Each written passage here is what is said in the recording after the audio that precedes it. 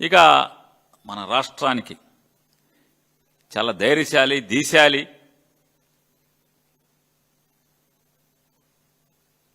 మరో రాణి రుద్రమ్మదేవి, మరో ఝాన్సీ లక్ష్మీబాయి గారు అంతా యశస్సు ఉన్నటువంటి హోమ్ మినిస్టర్ గారు. వారు శాఖ మాత్రం వారు పట్టించుకోరు. హోంశాఖలో మర్డర్లు అయిపోని, కిరాతకాయలు అయిపోని, అమ్మాయిల్ని చెరిచేయని, చెరబట్టని, చంపేయని, ఆస్తులు లాక్కొని కబ్జాలు చేయని ఎక్కడ ఆవిడ అసలు మాట్లాడరు. ఈ రాష్ట్రంలో శాంతి భద్రతలు దిగజారిపోతున్న పరిస్థితులు భారతదేశంలో కేంద్ర ప్రభుత్వం చెబుతుంది ఈ రాష్ట్రం నాశనం అయిపోతుందని. అయినా వారేం మాట్లాడరు.